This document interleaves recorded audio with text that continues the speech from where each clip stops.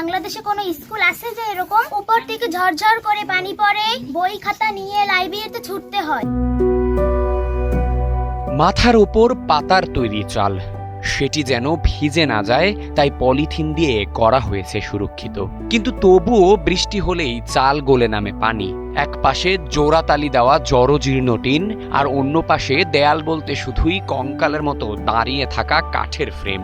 এভাবেই 5 বছর ধরে চলছে একটি সরকারি প্রাথমিক বিদ্যালয়। আমি এই স্কুলে পড়ি, আপনারাই দেখুন ওই পাশে বেড়া নেই, উপর থেকে ঝরঝর করে পানি পড়ে, বই খাতা নিয়ে লাইব্রেরিতে ছুটতে হয়। বাংলাদেশে কোনো স্কুল আছে যে এরকম? বৃষ্টি পড়লে আমাদের স্কুল থেকে তাড়াতাড়ি ছুটি হয়ে যেতে হয়।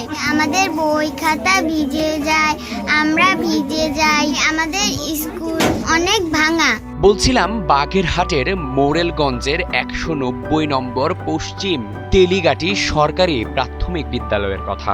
1989 সালে প্রতিষ্ঠিত এই বিদ্যালয়ে 2021 সালে পুরনো ভবনটি নিলামে ভেঙে ফেলার পর কেটে গেছে দীর্ঘ 5টি বছর, কিন্তু আজ অবধি মেলেনি নতুন কোনো ভবন। আমাদের বাচ্চা কাছে নিয়ে আসতে হয়, আবার বাচ্চা কাছে নিয়ে আবার বাসায় যাইতে কাজ কাম ফেলাইতে আসতে হয়। এখন এখানে একটা যদি ভবন না আসে, বাচ্চা কাছে কিভাবে লেখাপড়া করবে? এখন আপনারা চেষ্টা করেন যাতে এখানে একটা ভবন আসে, বাচ্চা কাছে লেখাপড়া করতে পারে, আর নাহলে এইসব বাচ্চা কাছে অন্য স্কুল পাঠাই দেওয়া লাগে। আমার ছেলে এখানে বৃষ্টির কারণে আমি এখানে এসে ক্লাস করি, আবার নিয়ে যেতে হয় বাড়ি। এখানে একটা নির্মাণ ভবনের জন্য জরুরি দরকার। অনেকে আইছে এখানে নিয়ে গেছে, কিন্তু আমাদের বিদ্যালয়ে ভবন দেয় নাই। আমাকে খালি বলিছে যে দেবো দেবো, এই আশ্বাস করেই আছে, কিন্তু আমার ছেলেরা নিয়ে যেতে হয়। অনেক অভিভাবক এরম নিয়ে যেতেছে। ভবন না থাকায় গোলপাতার ওপর পলিথিন মুড়িয়ে তৈরি ঝুপড়ির ঘরেই চলছে 97 জন শিক্ষার্থীর পাঠদান। বৃষ্টি নামলেই ক্লাস বন্ধ করে শিশুদের আশ্রয় নিতে হয় ছোট্ট শিক্ষক কক্ষে।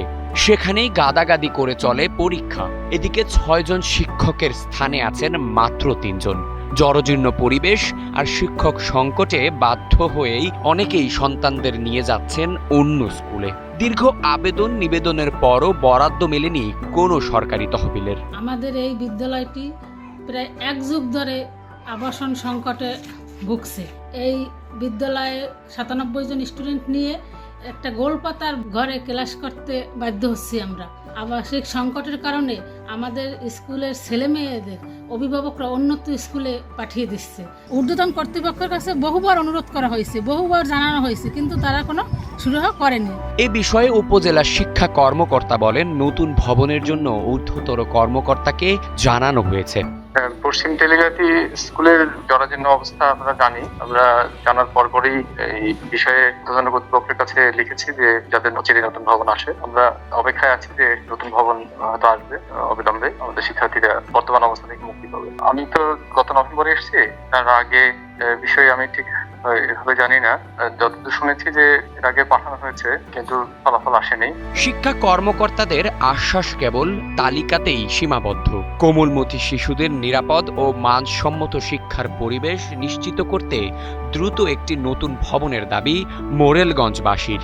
পলিথিনের অন্ধকারের বদলে শ্রেণীকক্ষে ফিরুক শিক্ষার আলো, এমনটাই প্রত্যাশা শিক্ষক, শিক্ষার্থী ও অভিভাবকদের।